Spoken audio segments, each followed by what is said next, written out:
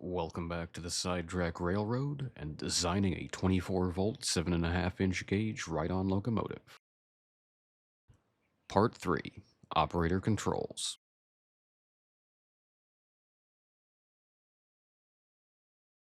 The operator controls of our system need to support all the features required of a Ride-On locomotive. So we need to determine what are the minimum controls required to operate, what additional control options we can give the user, and of course, how can we make this system modular and expandable.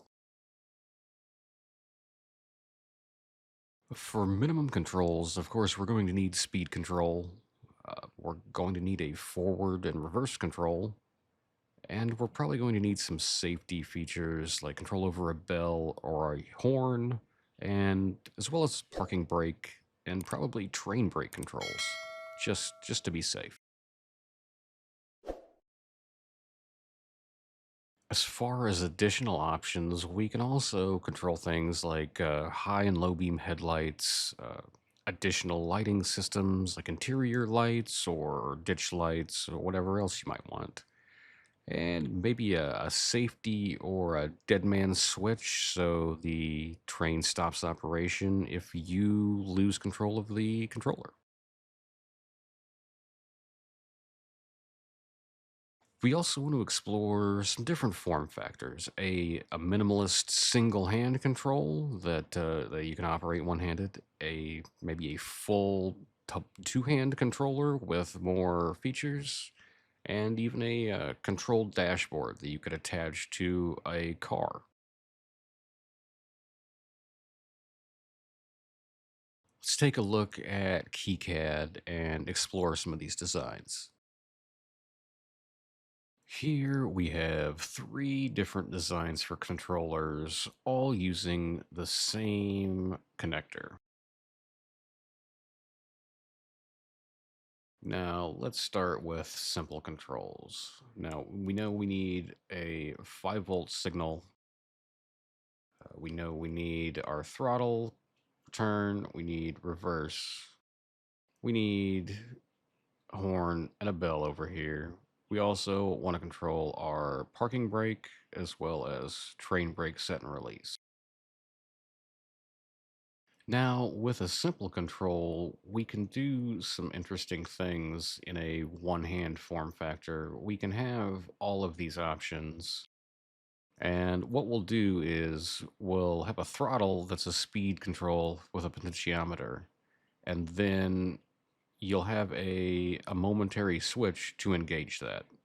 That'll effectively act as a safety or a dead man switch. So you'll set the max speed you want to go with your throttle, and then you'll hit your forward button, and that'll go as fast as you want. That way, if you lose control, if say you lose the controller itself, it starts dragging behind, you'll start stopping. That's pretty much all we need in a one-hand control. You've got forward and reverse, you've got bell, you've got a horn, you've got speed, you've got brakes, and we've got train brakes. Now, the parking brake that could either tie into the train brake if you're using air brakes for everything, or if you've got an electromagnetic parking brake on the motor, it could be engaged to that. But let's say you want something a little bit more than just a single hand simple control. Well, we can do that too, and in a slightly larger form factor, and we can also give forward and reverse, but we'll add in headlight control. So you got high and low beam as well as off. Of course, we'll have bell like before. We can also add an additional light. That could be interior lights, that could be ditch lights, whatever. We're going to have, again, the parking brake, our train brake set and release, a horn, and a throttle. In this situation, do we really need a dead man switch? It's a large enough controller that you shouldn't be losing grip on it.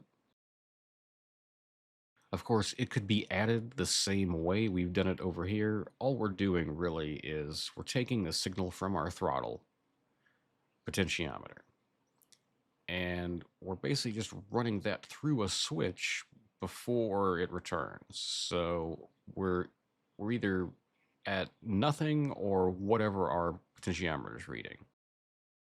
So you can hold your switch on and run your throttle up and down however you want, but whenever you let go of your switch, that throttle is going to go back to zero.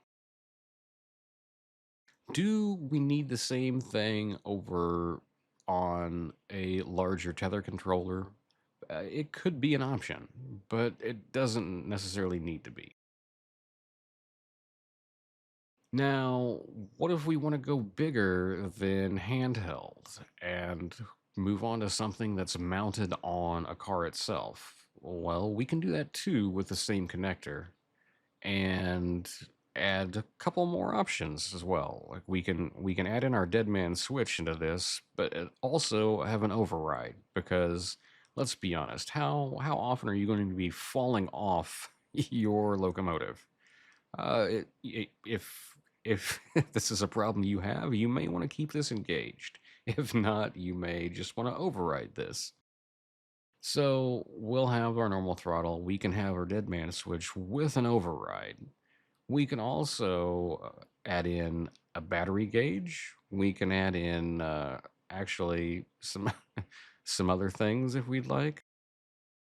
What maybe I guess a gauge for the air brakes that wouldn't have anything to do with our electronics. Those are all going to be pneumatic, so we wouldn't need to worry about that here. But this this would probably be a nice dashboard with all the controls we need. It's pretty much the same we've got in the handheld with the addition of some gauges. Do we do we want those gauges in our handheld? Not necessarily. They could be it could be a large cluster we're using. So we'll keep that down here in the control cab. But you could use all three of these with the same locomotive and the same connection. So you could have a B unit with a control cab that plugs into your locomotive. And if you want to detach that, you could run a tethered controller in the same jack. You may need a pass through if you're running multiple engines. That way you can go from your front unit to everything else. It depends what kind of setup we use for a multi unit type setup.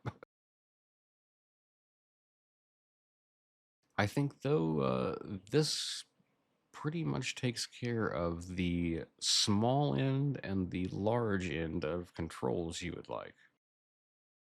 What do you guys think?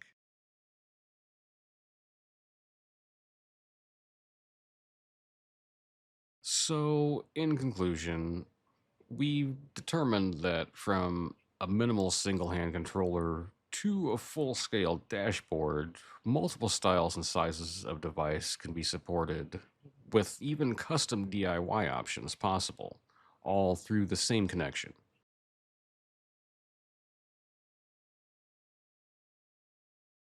And that's going to do it for this episode. I'll see you next time.